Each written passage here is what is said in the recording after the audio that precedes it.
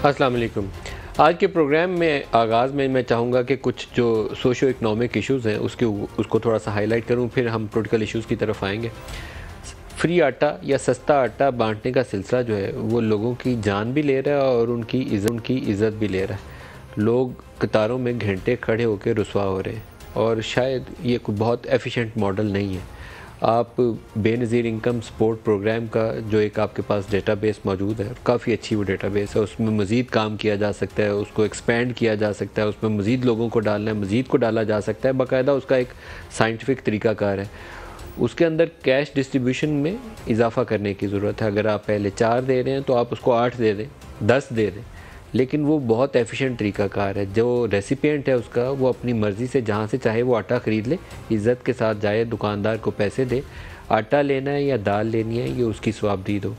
तो एक आटा है जो लोगों को कपड़े फट रहे हैं, ज़ख्मी हो रहे हैं, सर फटा हुआ है किसी का बाजू छिला हुआ है, किसी के बहुत बुरे हालों में कोई तकलीफ़ होती है। आप देखें तो आप सुकून महसूस नहीं करेंगे, आपको शर्मिंदगी का भी एहसास होगा और अंदर से कुछ चीज़ आपके टूट रही होगी कि ये पाकिस्तानियों के साथ क्या कुछ हो रहा है।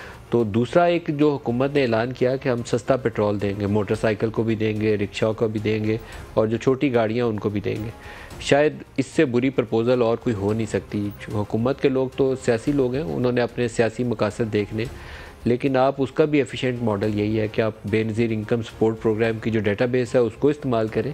वहाँ किसी के पास अगर बाइक मौजूद है तो उसी को आप कैश ट्रांसफ़र कर दें, 1000 रुपया दे दें उसको कि पेट्रोल डलवाने के लिए आपको हम सब्सिडी दे रहे हैं। लेकिन ये तरीका कि हम 50 रुपये कम देंगे, 100 रुपया कम देंगे, मोटरसाइकिल वाले को देंगे और उसको देंगे, कोई दुरुस्त तरीक़ाकार इसके ऊपर है नहीं। इनएफिशिएंट मॉडल हो जाएगा ये। और एफिशिएंट मॉडल वही है कि आप जो मोस्ट डिज़र्विंग, सबसे ज़्यादा मुस्तहिक़ ख़ानदान है, उस तक आपके पास एक तरीक़ाकार के तहत आपने वो लोगों की तयन कर लिया है कि पाकिस्तान के किस हिस्से में कौन से लोग जो सबसे ज़्यादा मुस्तहिक़ हैं और उन्हें हमें ये कैश ट्रांसफ़र करनी है, उसी को आप बढ़ाएं ताकि इसके अंदर लीकेजेस के चांसेस कम से कम हो। आप सस्ते बाज़ार में लगाएं, उससे भी लीकेजेस हैं। यूटिलिटी स्टोर्स के ज़रिए जो हम कोशिश करती है हुकूमत के इंटरवेंशन करेंगे, यहाँ चीनी, दाल, आटा सस्ते दामों लोगों को मिले। बड़ी चोरी का ज़रिया यूटिलिटी स्टोर्स हैं। माज़रत के साथ मैं किसी के ऊपर इल्ज़ाम तराशी नहीं करना चाहता, लेकिन पाकिस्तानी मॉडल के अंदर ये चीज़ें अच्छे तरीके से नहीं चल रही। तो 100 रुपया बराह रास्त देना हो सकता है कि 90% मोर एफिशिएंट हो, और 100 रुपया थ्रू यूटिलिटी स्टोर्स, सस्ते पेट्रोल, सस्ते आटे के ज़रिए देना, वो हो सकता है 50% चोरी और 50% जाए। तो जो बेहतर मॉडल है उसको अपनाना चाहिए, दूसरे को नहीं अपनाना चाहिए। पॉलिटिकल इश्यूज़ की तरफ आ जाएँ तो आज इमरान खान की अदालतों के अंदर पेशी थी और मुझे इस कदर वो देख के खौफ भी आया और अफसोस भी हुआ कि हम पाकिस्तान को किस नहज के ऊपर ले हैं। इमरान खान जब पेश हो रहे हैं तो आपको बहुत सारी शील्ड नज़र आ रही होंगी स्क्रीन के ऊपर, इर्द गिर्द सिक्योरिटी वाले, पुलिस वाले उनको हिसार में ला के, और सर के ऊपर भी उसके शील्ड रखी हुई है कि कहीं से उसको साइड से आके कोई फायर ना कर दे। इस कदर अगर थ्रेट मौजूद है इमरान खान को, तो आपको 100 FIRs उसके ऊपर काटने की ज़रूरत क्या है? बड़े सवालात हैं इसके ऊपर, क्योंकि अरशद शरीफ के मामले में भी जो मल्टीपल FIRs थी, मामला वहाँ से शुरू हुआ था और वो सिर्फ अरशद शरीफ तक नहीं रुका। इमरान रियाज का मामला आया तो उस पर मल्टीपल FIRs हो गई, 10-20 और जर्नलिस्टों के ऊपर हो गई। कल इन्होंने वो सदीक जान है, वो यूट्यूब भी बनाते हैं, बोल पे भी काम करते हैं। बहुत ज़्यादा एसोसिएशन इन लोगों की, इन बच्चों की PTI की तरफ है, बहुत सारे वो बच्चे, और इन बच्चों को पिछले 3-4 साल, मैं इनको नहीं कह रहा, लेकिन बहुत सारे ये सोशल मीडिया के इनके जो एक्टिविस्ट हैं, इनके हवाले से एक सवाल उठाता था कि जो पिछला निज़ाम था जिसमें सेम पेज के नाम के ऊपर इन लोगों को आपने इज़्ज़त भी दी, इनको सिखाया भी, इनको बड़े चाव के साथ आपने लॉन्च भी किया मार्केट में, अब क्या उसका तरीक़ाकार यही है कि 10-10, 12-12 FIRs काट के इनको बख्तरबंद गाड़ियों में बंद करके जेलों में डाल दिया जाए? ये दुरुस्त तरीक़ाकार नहीं है। और दोबारा इमरान की सिक्योरिटी के ऊपर आऊँगा। इमरान की सिक्योरिटी के ऊपर ये अगर खदशात हैं तो बेहुदा किस्म की FIRs नहीं कटनी चाहिए। संजीदा किस्म के मामलात हैं, उसको आप इन्वेस्टिगेट करें और जहाँ पर वीडियो एविडेंस की गुंजाइश मौजूद है, वीडियो एविडेंस लें और फिर इसको आगे बढ़ाएं। बेनज़ीर भुट्टो की असैसिनेशन को कभी नहीं भूलना चाहिए। उस वक्त भी सिक्योरिटी थ्रेट मौजूद थे और उसको जनरल परवेज़ मुशर्रफ ने जितनी सिक्योरिटी दरकार थी वो सिक्योरिटी उसको नहीं दी। जो पार्टी के उसके इनर सर्कल ने वो जानिसाराने बेनज़ीर बनाए थे, वो इस काबिल नहीं थे कि बेनज़ीर का तहफ़्फ़ुज़ कर सकते, और वो कुछ हो गया जो नहीं होना चाहिए था पाकिस्तान में। तो क्या हम उस तरह का एक सानहा दोबारा चाहते हैं कि पाकिस्तान के अंदर हो जाए? इमरान खान ने 4 साल जो PMLN पाकिस्तान पीपल्स पार्टी और अपने सियासी मुखालफिन के साथ किया वो जुल्म था। उसकी कोई बंदा जस्टिफिकेशन नहीं दे सकता कि राना सनाउल्लाह पे 15 किलो हीरोइन डाल दी, शाहिद खाकान को या एहसन इकबाल को बगैर किसी जुर्म के आपने 8-8 10-10 माह जेलों में डाल दिया। उसकी कोई जस्टिफिकेशन नहीं है, वो जुल्म था। वो भी उसी सेम पेज का शाखसाना था। लेकिन क्या ये जो कुछ अब PDM कर रही है, क्या ये दुरुस्त है? क्या ये जमहूरी सोच की कास है? बिल्कुल नहीं। अगर पाकिस्तान को आगे चलाना है तो आपको सियासी तरीके से पाकिस्तान के मसाइल हल करने की बातचीत करनी होगी और पाकिस्तान को आगे बढ़ाने का जो रास्ता है उसके लिए काम करने की ज़रूरत है। इंतखाबात कब होने हैं, कैसे होने हैं, सियासी कुव्वतें इत्तेफाक राय करें, नहीं तो सड़कों पर लड़ते मर जाएंगे, कौम का भी नुकसान हो जाएगा और सबका नुकसान हो जाएगा। ये दुरुस्त नहीं है। जो प्रोग्राम के आगाज़ में आज हमारे साथ मेहमान शख्सियत है खुर्रम दस्तगीर, वाक़ई वज़ीर तवानाई है। खुर्रम साहब, आपको खुशामदीद कहता हूँ प्रोग्राम में। सर, जो सूरत हाल आपको नज़र आती है, एक लाओ लश्कर, कभी अदालत पे हमला होता है, कभी हम देखते हैं पुलिस इमरान के घर घुस जाती है, काबिल मज़म्मत है इमरान के घर जो एक्शन हुआ। क्या ये इसके हट के हम किसी बेहतर तरीके से पाकिस्तान को आगे नहीं चला सकते? जी बिल्कुल चला सकते हैं, लेकिन उस बेहतर तरीके से चलाने में फिर जो इमरानी डंडा बरदार जत्थे हैं जिन्हें हम 9 साल से बर्दाश्त कर रहे हैं, आपके नाजरीन को याद कराना जरूरी है कि 2014 में ऐसे ही डंडा बरदार जत्थों ने दर्जनों इस्लामाबाद पुलिस के एहलकारों को जदोकोब किया था और इन्हीं डंडों का इस्तेमाल करते हुए पाकिस्तान टेलीविजन पर भी कब्जा किया था। फिर 31 अक्टूबर 2016 को यही डंडा बरदार जत्थे जो हैं खैबर पख्तूनख्वा पुलिस के साथ इस्लामाबाद पर हमलावर हुए थे और अटक पुल पे इनको रोका गया था। यही जत्थे और मुसल्ला जत्था जो था इमरान खान का, ये 22 मई 2022 को भी यहाँ हमलावर हुए थे और हमारे सामने है कि उसके क्या नतीजे निकले। यहाँ आग लगी, दरख्तों को जलाया गया, मेट्रो बस को तोड़ा गया और उस पूरे स्टेशन को तबाह किया गया। और अब ये एक और तरीकेकार है। देखिए, हमें इस पे फर्क करना है कि अगर एक सियासी जमात जो अपने आप को सियासी जमात कहलवाती है, अगर उसके पैरोकार पेट्रोल बोतलों में भरकर आग फेंकेंगे पुलिस के ऊपर, अगर वो जहरीले तरीके इस्तेमाल करेंगे, बाहर आकर उनको डंडे मारेंगे, तो बहरहाल हमारे सामने ये एक बात ठीक है कि जी मुल्क में इख्तलाफ राय की आज़ादी होनी चाहिए, वो क्रिटिसाइज करें, लेकिन वो इख्तलाफ राय की आज़ादी और उसके साथ जुड़ा हुआ है कि उनको कहते हैं जी मकबूलियत बहुत है, तो लिहाजा मकबूलियत की वजह से वो तमाम कवानीन को रोनते हुए चले जाएं। मसलन आपने अदालत में आज कहा कि जी वो अच्छे मनाजर नहीं थे, मैं आपसे एग्री करता हूं अच्छे मनाजर नहीं थे, लेकिन इमरान खान को खतरा जो है वो उस वजीर आजम से ज्यादा तो नहीं हो सकता जिसने ज़रबे अजब लड़ी थी।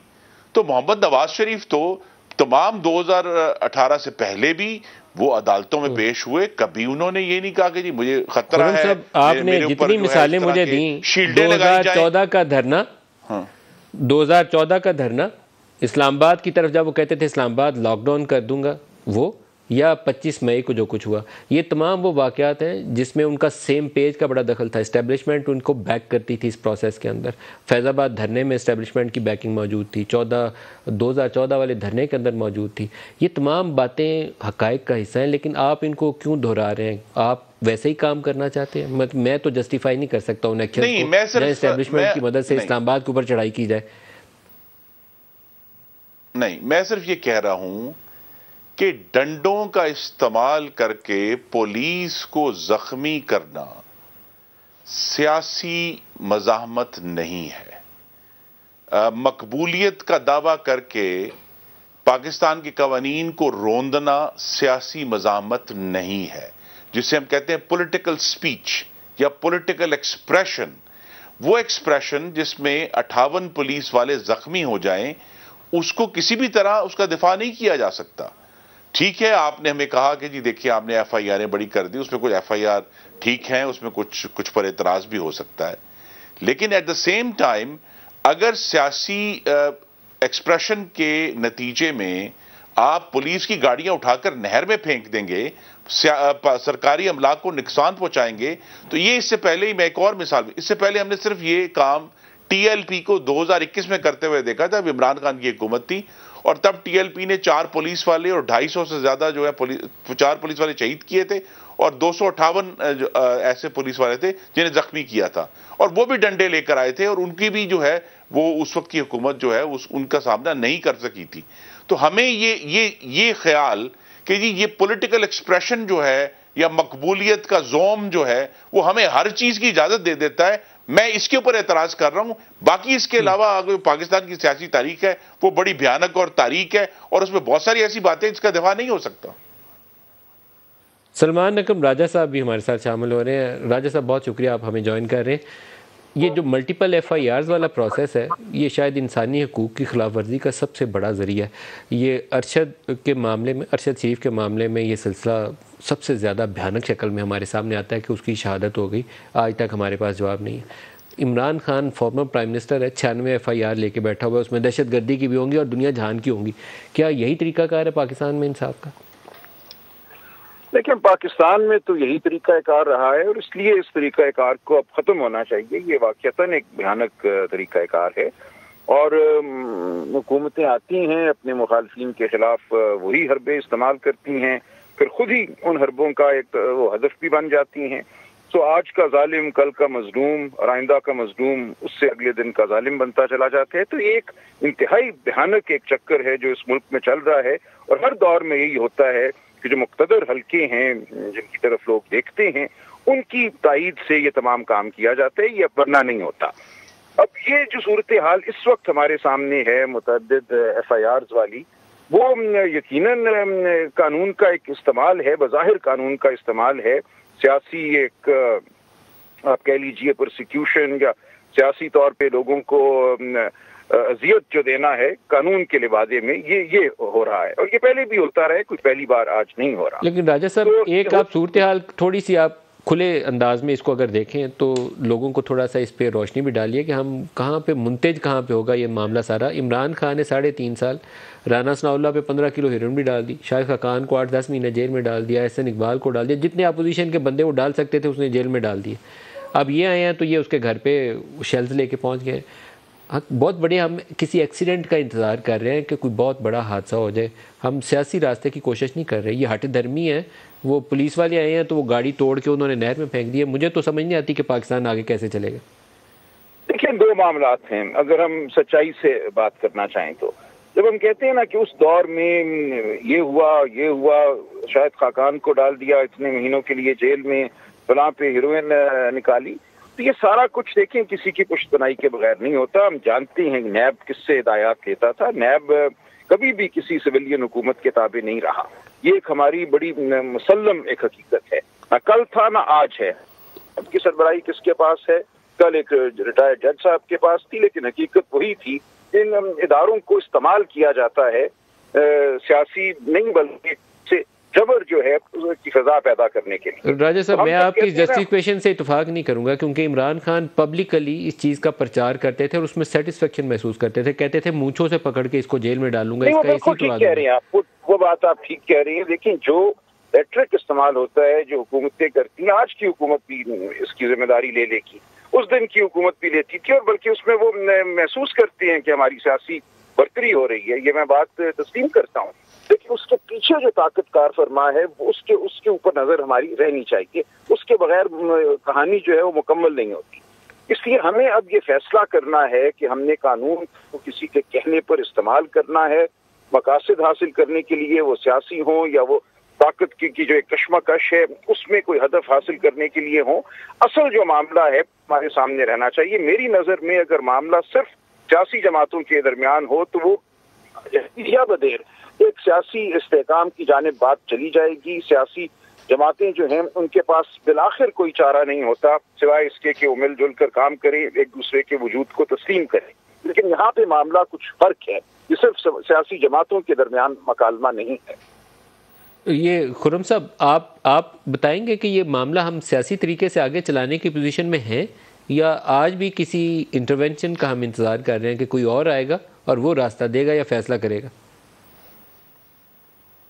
जी हाँ, बिल्कुल है। और मैं इसकी तरफ निशानदेही करूंगा कि मुस्लिम लीग नून और दूसरी जो जमहूरी जमातें हैं उनका सियासी इजहार का तरीका क्या रहा है। शहबाज शरीफ की बेटी के घर भी पुलिस घुसी थी, लेकिन आगे से पेट्रोल से भरी बोतलें नहीं मारी गई, आग से भरी हुई। उनको गुलेल से जो है वो हमने बंटे नहीं मारे पुलिस को, हमने पुलिस की गाड़ियां जलाई नहीं है। और ये सिर्फ आप देखिए पीडीएम का जो गुजरांवाला से आगाज हुआ था, जिसमें मियां नवाज शरीफ ने पाकिस्तान की तारीख में एक सख्त तरीन तकरीर की और हाजिर सर्विस जनरल्स को क्रिटिसाइज किया। क्या उस पूरे जलसे में लाखों का मजमा था, एक पत्ता नहीं टूटा, एक पेट्रोल की बोतल भरी हुई पुलिस को नहीं मारी गई, एक बंटा नहीं मारा गया। और वो पूरी पीडीएम की जो तहरीक थी वो पूरे मुल्क में चली, वो कराची हुई, कोयटा हुई, मुल्तान हुआ, पेशावर हुआ, लेकिन कहीं भी एक आप कहते हैं प्रोवर्बियल एक पत्ता भी नहीं टूटा कि जी तो हमने ये सब चीजें बर्दाश्त की हैं, लेकिन हमने तो ये नहीं कहा कि जी हमारी जानों को खतरा है और हम मर जाएंगे और हम जो है इस तरह किस्म के जो आज हमने देखा है थिएटर अदालत में वो हमने तो कभी भी नहीं किया। और मैं फिर कहूंगा कि नवाज शरीफ भी 3 दफा साबिक वजीर आजम थे, शाहिद खान अब्बासी भी साबिक वजीर आजम थे, जो है वो परवेज साहब भी जो हैं पीपल्स पार्टी के वो भी साबिक वजीर आजम थे, यूसुफ गिलानी भी साबिक वजीर आजम थे। किसी साबिक वजीर आजम ने इस तरह का एक हवा खड़ा नहीं किया सिर्फ अपने सपोर्टर्स को तशद्दुद की तरफ माइल करने के लिए। ये फर्क आया। और मेरी एक ये भी गुजारिश है, और सलमान अकरम राजा साहब तो माशाल्लाह बड़े, जो सवाल है उसका आपने जवाब नहीं दिया कि ये फैसला पॉलिटिकल डोमेन में होगा या ये सर्कस कहीं अदालत में सजेगी, कहीं पुलिस और वर्कर्स का मुकाबला होगा। फैसला तो पॉलिटिकल डोमेन में करने का है, लेकिन मेरी रिक्वेस्ट यही है, मैं अगर मलिक साहब एक बात मुकम्मल करूं, मुझे सिर्फ यही है कि आज मीडिया में, आप तो इसमें शामिल नहीं, कुछ ऐसे लोग हैं जो इस इमरानी तशद्दुद को जस्टिफाई कर रहे हैं, उसकी तौजीहात पेश कर रहे हैं और उसको सियासी मज़ामत का रंग दे रहे हैं। ये सियासी मज़ामत नहीं है। अगर हमने इसको जस्टिफाई कर दिया और हमने कहा जी ठीक है पुलिस को जो है पेट्रोल मारो, पुलिस को बंटे मारो, पुलिस को डंडे मारो, तो फिर हम खाना जंगी की तरफ जाएंगे। क्योंकि अगर एक पार्टी ने साबित कर दिया कि तशद्दुद के जरिए मैं जेल से बच सकता हूं, तशद्दुद करने से पुलिस पे मैं अपने ऊपर फर्दे जुर्म आयद होने से रोक सकता हूं, तो मेरी तो बड़ी कामयाबी है। तो फिर ये कामयाबी का मेयार अगर कानून से हटेगा तो फिर पाकिस्तान में अनारकी और खाना जंगी होगी। सर सलमान अकरम राजा साहब, आपको लगता है कि इमरान खान किसी पॉलिटिकल डायलॉग के लिए मादा हैं? क्योंकि ज़ाहिर उनका जो तर्ज सियासत है मुझे उससे लगता नहीं है। बयान तो वो दे चुके हैं कि मैं हर एक से बात करने को तैयार हूँ। इसका टेस्ट तो यही है कि बात के लिए हाथ बढ़ाया जाए। सर वो एक सांस में ये कह के अगले सांस में ये भी कहते हैं कि ये किसी चोर डाकू के साथ बैठने के तैयार नहीं। मेरा ख्याल है अगर आप उनके मुख्तलिफ बयानात को देखें तनाजुर में एक के बाद दूसरा, जो आखिरी बयान है उनका वो यही था कि मैं हर एक बात करने को तैयार हूँ। और मुलाकात भी जिन लोगों की उनसे हुई है शमूल मेरे, वो मैंने उनको माइल पाया है बातचीत की जाए। आपके ख्याल में वो सियासी मुज़ाकरात के लिए शहबाज शरीफ और आसिफ जरदारी के साथ बैठ जाएंगे? देखिए ये मुझे नहीं पता कि फोटो आप होगी या नहीं होगी, लेकिन जमातों के दरमियान गुफ्तगू मुसालिहत ये बिल्कुल मुमकिन है। इसके अलावा मुझे कोई सामने रास्ता नजर नहीं आता। सर जो ये कहना कि पॉलिटिकल जो डायलॉग है राजा साहब, थोड़ा सा मैं चाहूँगा इसको ज़रा खुल के डिबेट करें आप। जो पॉलिटिकल डायलॉग है इस वक्त वो आपको लीडरशिप के लेवल के ऊपर चाहिए, सेकंड टियर के ऊपर नहीं चाहिए। आपकी अदालतों के ऊपर सवालात उठ रहे हैं, हो सकता है आपको जुडिशरी को बैकग्राउंड में कहीं इंटरेक्ट करना पड़े, आपको इस्टेब्लिशमेंट से इंटरेक्ट करना पड़े, और इंतखाबात के ऊपर इत्तफाक राय पैदा करने के लिए लीडर्स चाहिए जो फैसला कर सकें। लीडर्स वो सब बातें मुमकिन हैं, वो सब बातें मुमकिन है, लेकिन उसके लिए जरूरी नहीं होता कि इकट्ठे तस्वीरें खिंचाई जाएं, बैठा जाए। वो तमाम तदरीज सामने आ सकते हैं। बात शुरू तो हो, किसी सतह पे तो बात शुरू हो ना। अगर आप एक दूसरे के घरों पर हमले करेंगे, और देखें असल मामला क्या है। हम जो हमले हुए बहुत बुरा हुआ, जो पुलिस के साथ बात हुई, तशद्दुद हुआ, बहुत बुरा हुआ, किसी सूरत पे उसकी हिमायत नहीं कर सकता। लेकिन एक आपको तनाजुर देखना होगा। तनाजुर यहाँ पे ये है कि रियासती इदारे फैसला कर चुके हैं कि हमने आईने पाकिस्तान और सुप्रीम कोर्ट के अहकामात को नहीं मानना। तारीख की सबसे बड़ी जो मैं समझता हूँ कानून के खिलाफ जंग हुई है इस मुल्क में, वो इस वक्त जारी है। एक आइन की वाज़ेह हिदायत है, सुप्रीम कोर्ट की वाज़ेह हिदायत है। तमाम इदारे कहते हैं हम पैसे नहीं देंगे, हम की सब्सिडी दे सकते हैं, हम पेट्रोल दे सकते हैं, हम अरबों रुपए MNAs में बांट सकते हैं, लेकिन हम इलेक्शन के अखराजात के लिए पैसे नहीं देंगे, हम स्कूल टीचर नहीं देंगे, हम अमला नहीं देंगे, रेंजर्स नहीं देंगे। तो पूरी रियासत जो है इस वक्त जुटी हुई है कानून और आइन के खिलाफ। उसके तनाजुर में ये मामलात हो रहे हैं कि एक पेशी पे लोग गए, वो कहते हैं पहले हम पे शेलिंग हुई, हमने जवाब दिया, मुझे नहीं पता हकीकत क्या है, लेकिन बहरहाल ये मामलात इस तनाजुर में हो रहे हैं। इस वक्त ये रियासत कानून के खिलाफ जंग पर माइल है। सर, इंतखाबात से तो फरार खुर्रम साहब मुमकिन ही नहीं है। इंतखाबात तो होने हैं, आप हफ्ता पहले कर लें या हफ्ता बाद कर लें। आइन शिकनी करेंगे तो आपकी तारीख जो सियासी जमात की है उसके साथ ही जुड़ा जाएगा कि आइन शिकनी की मुर्तकिब हुई नून लीग या PDM, तो आपको तो इससे भागना नहीं चाहिए। जी, तो इंशाल्लाह 30 अप्रैल की तारीख है। जी, पंजाब में इंतखाबात की 30 अप्रैल की तारीख है और उसके तमाम जो प्रोसेसेस हैं, जो अमल हैं उसके, वो आपके सामने जारी हैं। वो अभी पिछले कुछ दिनों से जो कागजात की जांच पड़ताल है वो जारी है। अनकरीब हतमी लिस्ट, जो पहली लिस्ट है, वो पब्लिश हो जाएगी। पार्टियों के टिकट्स सर, तमाम जिम्मेदारान जो हुकूमत के वो कह चुके हैं कि 30 अप्रैल को इंतखाबात मुमकिन नहीं है पंजाब में, और KP में तो तारीख भी नहीं है। देखिए जी, वो एक जो भी अमल होना है वो आइन के तहत होना है, लेकिन आइन की सिर्फ एक शिक नहीं है। आइन की शिक ये कहती है कि ऐसे इस तरह के इंतखाबात होने हैं जो मुनसिफाना हो, जो शफाफ हो, और हमारी नजर में अगर हमने कोई सबक सीखा है तो हमें उनको गैर आइनी मुदाखलत से पाक रखना है। ये बात भी एक मुसलमा हकीकत है। बहुत सारी हकीकतें पाकिस्तान में हैं, कुछ तारीख हैं, कुछ मुश्किल हैं, लेकिन पाकिस्तान की सड़कों पे जितनी भी बदअमनी पिछले 11 महीने में पैदा की है उसका मंबा इमरान खान और उसकी जमात है। हुकूमत की तरफ से कोई बदअमनी पैदा नहीं हुई कि जबरदस्ती कोई बदअमनी पैदा की जाए कि कोई इंतखाबात के ऊपर असर दो।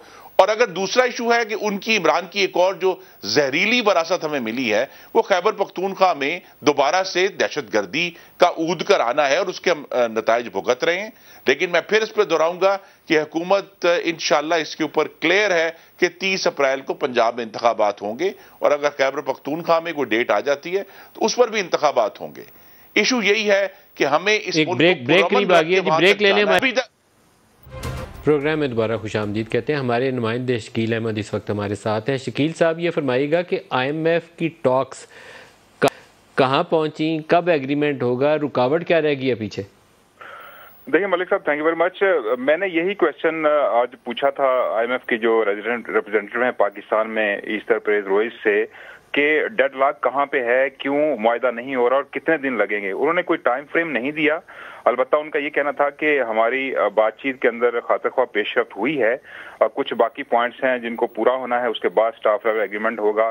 खास तौर पर उन्होंने जिक्र किया कि पॉलिसी एजेंडे के नफाज में मदद के लिए खातिर-ख्वाह माली मुआवनत यकीनी बनाना अवलीन तरजीह है। वो रेफर कर रही है बुनियादी तौर पर जो दोस्त ममालिक हैं पाकिस्तान के, सऊदी अरब, UAE और चाइना, उनकी तरफ से पाकिस्तान को मदद मिलेगी फाइनेंसिंग। तो लेकिन शकील साहब, दोस्त ममालिक का वो काफी 6 महीने से तो हम सुन रहे हैं कि आ रहे हैं सऊदी अरब, UAE और कतर के पैसे, वहाँ क्यों नहीं रहे?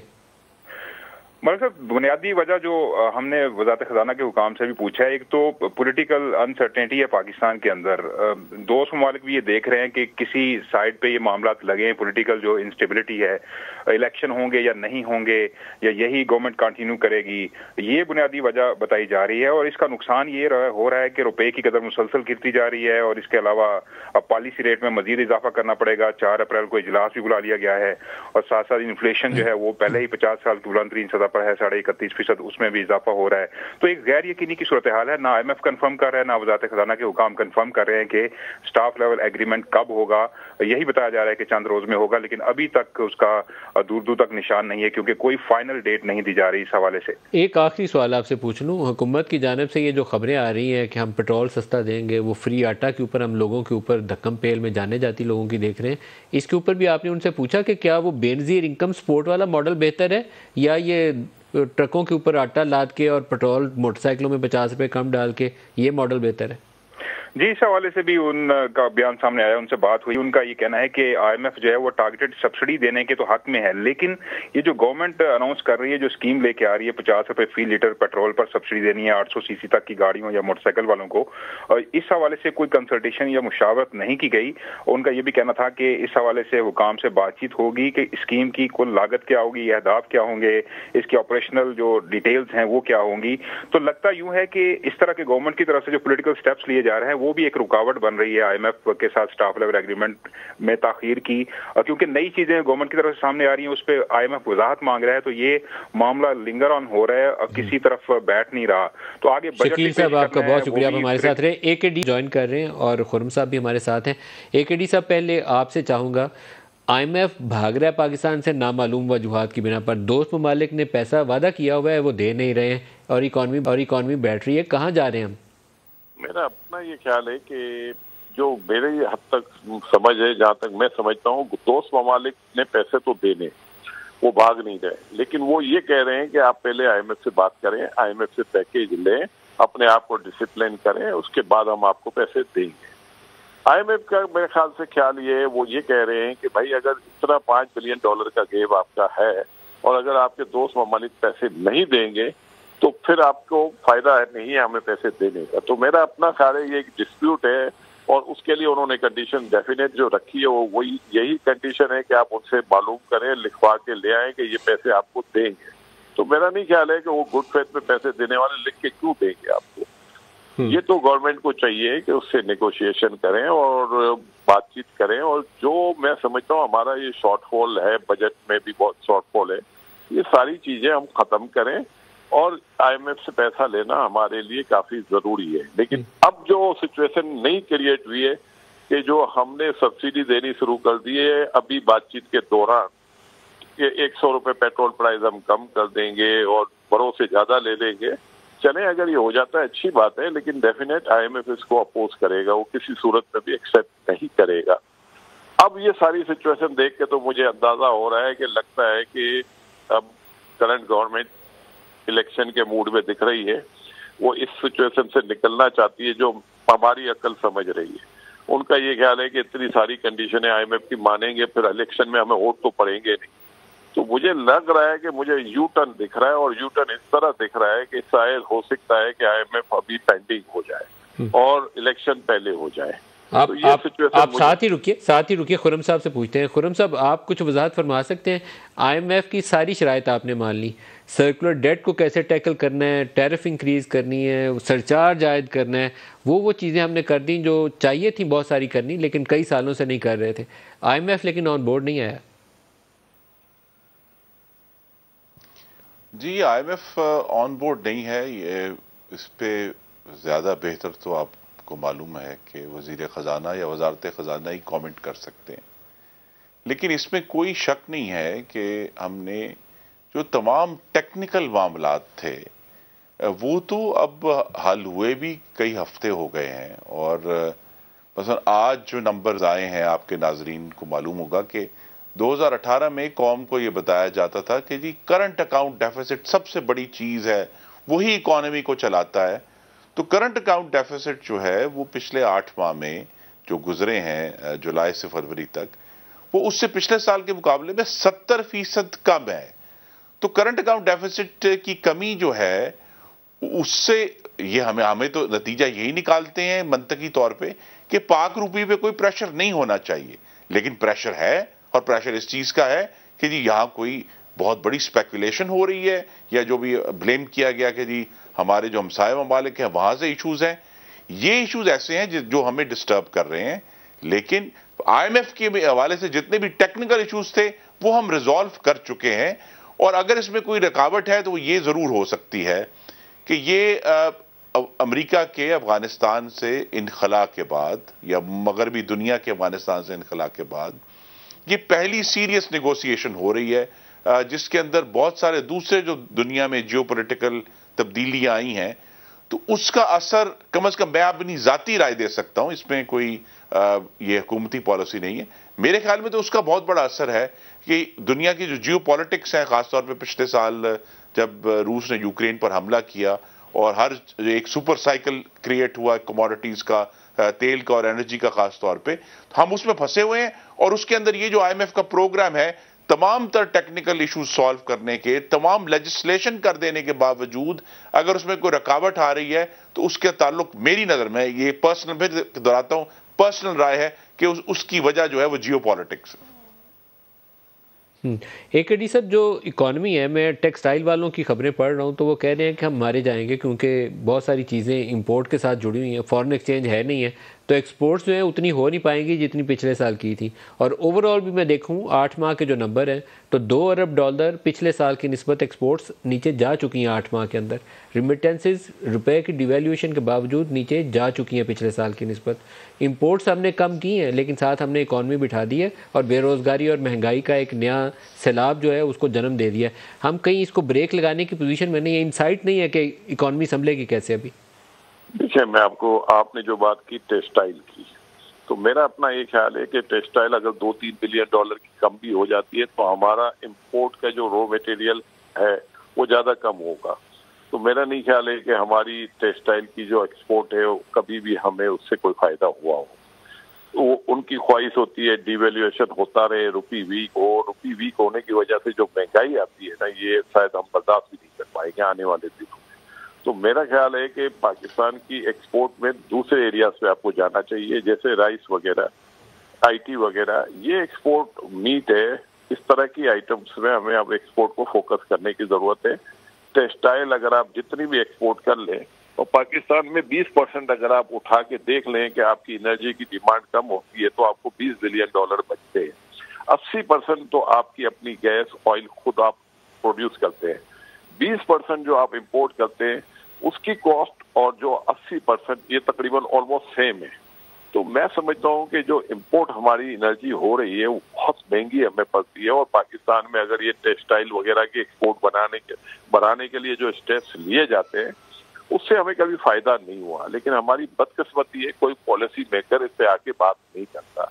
इसमें कोई शक नहीं है कि टेक्सटाइल इंडस्ट्री में बहुत बड़ी जॉब क्रिएशन है, लेकिन उसी तरह एग्रीकल्चर में भी बहुत बड़ी जॉब लोगों को मिली है। एग्रीकल्चर सेक्टर से लोग बहुत बड़ा पैसा बनाते हैं, लेकिन गवर्नमेंट को यहाँ कुछ नहीं मिलता। इस एक्सपोर्ट से भी कुछ नहीं मिलता, एग्रीकल्चर सेक्टर से भी कुछ नहीं मिलता। मेरा ये ख्याल है कि अब हमें अपनी पॉलिसी को चेंज करने की जरूरत है, लेकिन आज तक हमने नहीं सुना। आज भी हम यही सुनते हैं, करंट गवर्नमेंट बैठी है, वो कहते हैं हम एग्रीकल्चर सेक्टर को सब्सिडी देंगे। वो भाई आपके पास है ही नहीं कुछ देने के लिए। अब गवर्नमेंट को एक चीज डिसाइड करनी पड़ेगी, किसी किस्म की सब्सिडी ना दी जाए।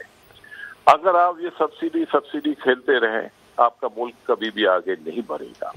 अब रहा आपका टारगेटेड सब्सिडी पुअर के लिए, तो पुअर के लिए सब्सिडी आप दें, लेकिन किसको एक टूल दें, 2, 3, 4 टूल अब आपकी कैपेसिटी नहीं है कि उसको आप फोकस करें। मैं समझता हूँ कोई भी एक प्रोग्राम बना के वो सब्सिडी जरूर दे और पुअर तक भले पहुंचे, लेकिन खुदा के लिए बाकी सब्सिडी खत्म करें। आज भी आपकी गैस की प्राइस आपने नहीं बढ़ाई। मुझे ये बता दें कि हमारे पास जो गैस इस वक्त जो हम डॉलर में खरीद रहे हैं उसको हम रुपये में बेच रहे हैं। 150% आपकी करेंसी डिवैल्यू हो चुकी है 2017 और 2023 में। अब 150% करेंसी गिर चुकी है। 104 रुपए रेट था, आज 284 रुपए। मुझे ये बताए हैं कि हम ये सब्सिडी अफोर्ड कर सकते हैं। IMF बार जो हमें कह रहा है, कोई हमारे लिए, वो अपने लिए कह रहा है, वो हमारे लिए कह रहा है कि इतने बड़े बड़े डेफिसिट लेके आप चल कैसे सकते हैं। खुरम साहब से भी इसको मैं थोड़ा सा चाहूँगा कि ऐड करें। खुरम साहब, जो पेट्रोल के ऊपर आपकी प्रपोजल हेडलाइन छपी हैं, मुझे ज़ाती तौर पर वो पढ़ के कोई बहुत मुनासिब काम नहीं आपका लगा। ये सियासी एक तरीकाकार हो सकता है, आप एक पॉपुलर स्कीम ले आएँ, लेकिन लीकेजेस बहुत होंगी। आपके पास बेनज़ीर इनकम सपोर्ट प्रोग्राम एक अच्छा मॉडल है टारगेटेड सब्सिडीज़ का, उसको एक्सपेंड करने की बजाय इस तरह के तरीकाकार को क्यों आप परवान चढ़ाना चाहते हैं?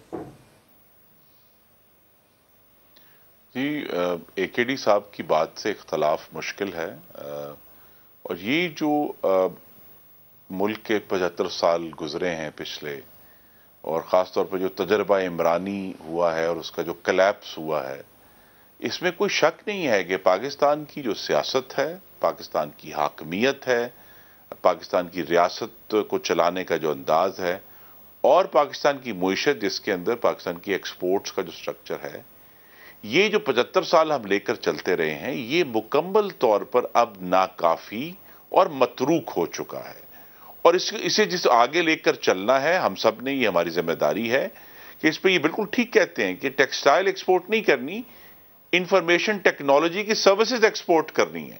उससे पाकिस्तान को रिलीफ आएगा। जो पाकिस्तान के नौजवान मर्दों खवातीन है वो उसमें बेहतर है।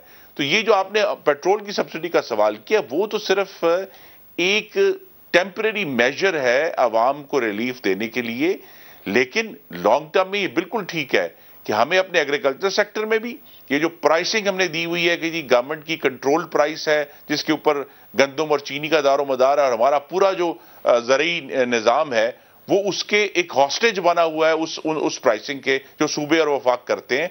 इसी तरह ये सारे जो मामलात हैं सब्सिडीज के, जो हमें अब नजर आ रहा है आने वाले सालों में कि यूक्रेन वॉर के बाद जो पूरी दुनिया के अंदर एनर्जी सिक्योरिटी और एनर्जी सॉवरेंटी है, उसके तहत तो हमें ये सब्सिडीज अब हम अफोर्ड नहीं कर सकते। तो जो कंजर्वेशन की तरफ जाना है और वो तरफ जाना है, उसके लिए भी पाकिस्तान में हमें एक सीरियस पॉलिटिकल डायलॉग की जरूरत है कि मुल्क को आगे कैसे लेकर चल रहे हैं। और उसमें मुल्क की सियासत के साथ साथ ये मुल्क की भविष्य का भी एक बड़ा गंभीर मसला है जो हमारे सामने मौजूद है। अकील भाई, आप कोई तजवीज़ दे दें आखिर में, बिल्कुल क्लोजिंग रिमार्क्स के अंदर, कि क्या हुकूमत करे कि मामला इकॉनमी के थोड़े संभालने में आ जाए? वक्त तो हुकूमत को चाहिए कि आपने 85% IMF पैकेज लेने के लिए काम कर दिया है, 15% काम आपका बाकी पड़ा हुआ है। ये आपको हर सूरत में हल करना चाहिए। अगर आपने इसको डिले किया, आपके रुपये पे वीकनेस आएगी। रुपये की वीकनेस आपको महंगाई के उस जंगल में फंसा देगी कि आप बाहर नहीं पाएंगे। वो 15% क्या बाकी है अकील साहब? दो चीजें हैं इन्होंने जो करनी है। मेरा ये ख्याल है कि एक सब्सिडी खत्म करनी है, दूसरी आपको जो गैप है $5 बिलियन का, उसको आपको जस्टिफाई करना है कि ये गैप किस तरह आप पूरा करेंगे, दोस्त मुल्कों से किस तरह ये पैसे आपको आएंगे। और मैं समझता हूँ तीसरा शायद अगर गैस प्राइस कैप्टिव पावर वगैरह है, मैं समझता हूँ कि उसको बंद करना हमारे इंटरेस्ट में तो दिखता है, लेकिन क्योंकि हमारी एनर्जी इतनी ज्यादा है जिसकी कैपेसिटी पेमेंट हम देते हैं, और वो अगर हम बच जाते हैं तो हमारे ये डेफिसिट पे काफी कमी आ सकती है। तो ये छोटे छोटे मेजर रह गए, बिगर तो ये सारे काम कर चुके हैं। तो अगर ये 3 काम ये करके IMF पैकेज को कंप्लीट कर लेते हैं तो मैं ये समझता हूँ कि हमारे लिए काफी बेहतर सिचुएशन होगी। लेकिन इस वक्त जो करंट सिचुएशन मुझे दिख रही है कि जिस तरीके से पेट्रोल की प्राइस कम करने की बातें हुई हैं, जिस तरीके से उन्होंने कहा हम एग्रीकल्चर सेक्टर को सब्सिडी देंगे, मुझे ये दिख रहा है कि अब ये सारा IMF का मामला यू टर्न की तरफ जाता हुआ मुझे दिख रहा है कि इतनी हिम्मत इनमें नहीं हो रही है कि ये फर्दर कोई बर्डन डाले। और वो ये समझ रहे हैं, क्योंकि पॉलिटिकल मामलात हैं, वो समझ रहे हैं कि अब पॉलिटिकल मामलात इतने सीरियस हो चुके हैं, इमरान सामने से बहुत ज्यादा स्ट्रॉन्ग दिख रहा है, और उनका ख्याल है कि अगर फर्दर कोई स्टेप्स लेते हैं तो हो सकता है हमारा इलेक्शन हमारे हाथ से बिल्कुल ही निकल जाए। तो खुर्रम साहब, क्लोजिंग रिमार्क्स आपसे भी सर। जी, पहली तो बात यह है कि हमें सियासी शर पसंदों के आगे सजदा रेज नहीं होंगे। हमें पाकिस्तान में आइन और कानून की हाकमियत को यकीनी बनाना है। तो लिहाजा कोई जितना मर्जी जत्था लेके डंडे लेके पुलिस को मारेगा, उससे आइन सबवर्ट नहीं हम होने देंगे, पहला तो रूल है। दूसरा ये है, इसमें मैं बिल्कुल एग्री हूं कि मईशत की जो बहाली और उसकी मजबूती है उसमें बहुत सारा रोल तो बैन अल-अक़वामी है, लेकिन हमारे अंदर जो जिस किस्म की तब्दीलियां लेकर आनी है, वो तब्दीलियां एक बजट से नहीं होंगी जो अभी इंशाल्लाह जून में आएगा। ये तो एक लॉन्ग टर्म रिस्ट्रक्चर होनी है, और इसमें ये बुनियाद जरूर है कि अब हमें कौम को बताना पड़ेगा कि हमें सबको मुश्किल है, हम सब परेशानी का शिकार हैं, लेकिन अब पाकिस्तान का बजट जो है, जो पोस्ट कोल्ड वॉर और पोस्ट 9/11 कि जब हमें दुनिया का कोई मुल्क जो है हमारी मदद को नहीं आ रहा, हमें अपने पैर पर खड़ा होकर इसी कौम की हिम्मत और जुर्रत को साथ लेकर हमें अपनी मईशत को दुरुस्त करना है। साहब और AKD साहब, आप दोनों का बहुत शुक्रिया। आज के लिए इतना ही इजाज़त दीजिए। अल्लाह हाफिज़।